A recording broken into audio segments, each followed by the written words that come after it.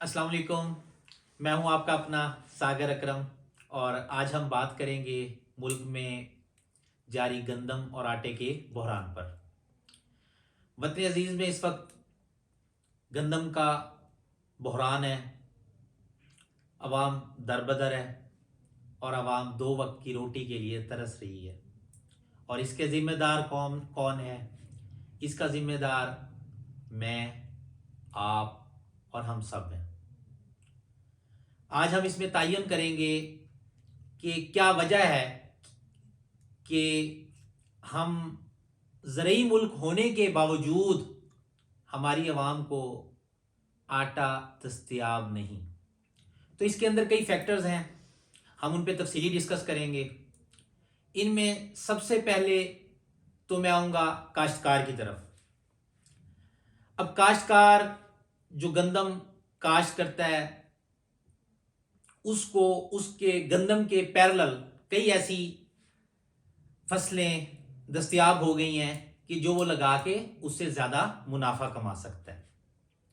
और दूसरा, खाद बीज यानी कि जो एग्रीकल्चर इनपुट्स हैं वो इतनी महंगी हो गई हैं कि वो जब गंदम काश्त करते हैं और जो रेट उनको गवर्नमेंट की जानिब से मिल रहा होता है उनके रकम पूरी नहीं होती, उनके अखराजात ही पूरे नहीं होते। एक चीज़। और दूसरा, जो जो इमदादी कीमत गवर्नमेंट तयन करती है वो उनके अखराजात को मीट नहीं कर रही होती, इसलिए उनको इसको होल्ड करना पड़ता है। अब जब गवर्नमेंट की खरीदारी होती है उस वक्त उनके टारगेट पूरे नहीं होते। वजह, उनको रेट फिजिबल नहीं है, उनके टारगेट पूरे नहीं हुए, उन्होंने स्टॉक कर ली और गवर्नमेंट के पास भी गंदम ना सकी। और माफिया, चंद माफिया लोग जो स्टॉकिस्ट हैं वो उनसे गंदम खरीद करते हैं और वो फिर इसको ब्लैक करते हैं और मुल्क के अंदर ये तलब और रसद का जो निज़ाम बिगड़ जाता है।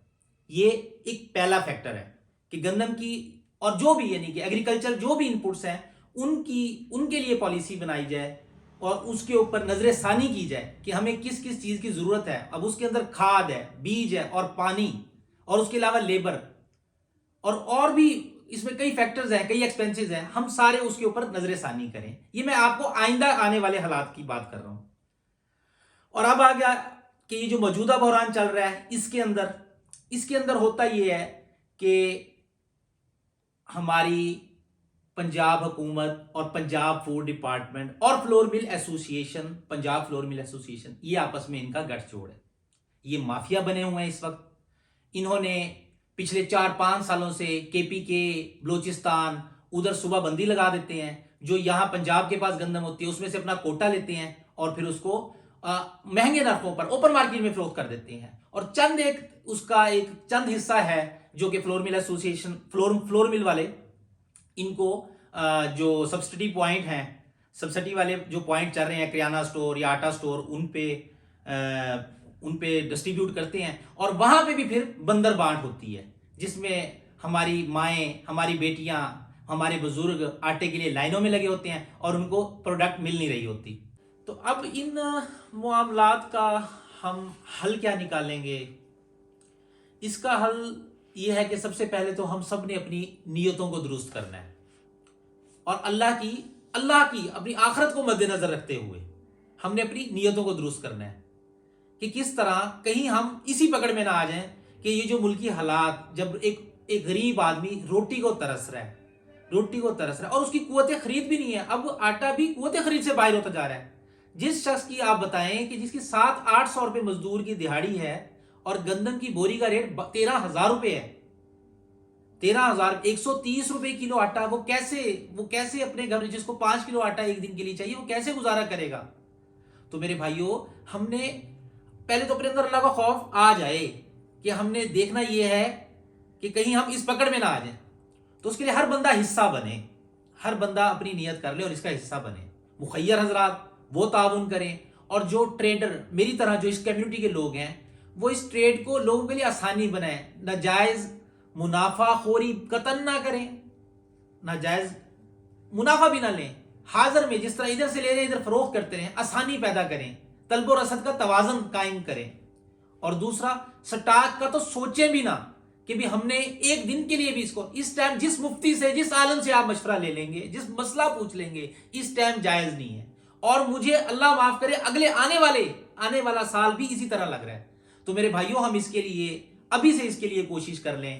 ہمارے پاس اس کے لیے مشاورت کی جائے, تمام فورمز پہ اکٹھا ہوا جائے. بھی آٹا آٹا آٹا, روٹی کپڑا مکان. اب آٹا مین چیز, پہلی چیز روٹی ہے. ہم نے روٹی ڈیلیور کرنی ہے. کیسے؟ اب اس میں یہ ہے کہ امپورٹ جو ہے اوپن کر دی جائے. کوئی بھی, میں آپ کوئی بھی گندم باہر سے منگوا لے. ہمارے ڈالر کے حالات ہیں وہ فیزیبل ہیں, لیکن کہیں نہ کہیں سے فیزیبل بن جائے گی. اور افغانستان جن کو ہم پہلے دیتے رہے ہیں, پچھلے 20 سال سے ہم ان کو آٹا اور گندم دے رہے ہیں, اب ہم ان سے لے لیں. وہاں پہ فیزیبل ہے. وہاں پہ رشیا کی گندم آ رہی ہے, وہاں پہ قزاقی گندم آ رہی ہے. اب وہاں پہ فلور ملنگ انڈسٹری وہاں پہ بن گئی ہے. وہاں پہ آٹے کا ریٹ ہم سے کم ہے.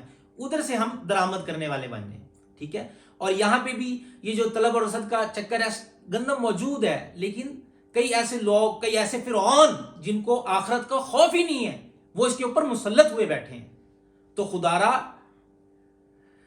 یہ جو میں اس پہ اب زیادہ جذباتی طریقے سے آپ لوگوں کے ساتھ بات کروں, تو میں نہیں چاہتا کہ یہ سوشل میڈیا پلیٹ فارم ہے اور اس پہ تو یہی بتاؤں گا بھی ہر شخص اپنا حصہ بنے.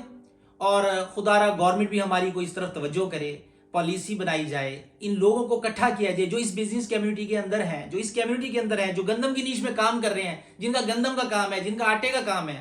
ان لوگوں کے ساتھ مشاورت کی جائے, بھئی ہم کس طرح ان لوگوں کو ایک منافع کا تعین کر دیا جائے, ان کو آسانیاں دی جائیں. اب گورنمنٹ پالیسی بنا رہی ہے پچھلے 4 سال سے کہ گندم کی صوبہ بندی ہے. کیا ان صوبوں کے اندر اللہ کی مخلوق نہیں بستی؟ کیا وہ پاکستان کا حصہ نہیں ہے؟ اس کے لیے مشاورت کی جائے. ابھی بھی ٹائم ہے, ابھی بھی کچھ نہیں بگڑا. ابھی یہ صرف 2 ماہ ہے. اگلے سال مجھے لگ رہا ہے کہ گورنمنٹ کا ٹارگٹ پورا ہی نہیں ہوگا. گورنمنٹ لوگوں کے جوتے مارے گی. کیسے گندم ملے گی؟ کسی نے نہیں بیچ لی جو ریٹ لوگوں نے 12-13 ہزار روپے بوری کا دیکھ لیا ہے. تو میرے بھائیوں, میں ہر ایک شخص کو وہ کہوں گا کہ خدارا اپنی آخرت کو یاد رکھیں, اور اس کے لیے جو بھی آپ حصہ بن سکتے ہیں بنیں. اور اس کے لیے میں اور میرے ساتھ کئی ایسے میری بزنس کمیونٹی کے لوگ ہیں جو اس کار خیر میں حصہ بن رہے ہیں. ہم آسانیاں پیدا کر رہے ہیں کہ یہ جو طلب اور رسد کا چکر بنا ہوا ہے, حالانکہ گندم موجود ہے ہمارے پاس. اب آج ہمارے یعنی کہ آج 19 تاریخ ہو گئی ہے, 11 دن اس منتھ کے ہیں اور تقریباً 30 دن اگلے مہینے کے ہیں. اور اس کے بعد مارچ کے پہلے دوسرے ہفتے میں سندھ کی فصل آ جاتی ہے, جس سے ایک سہارا لگ جاتا ہے.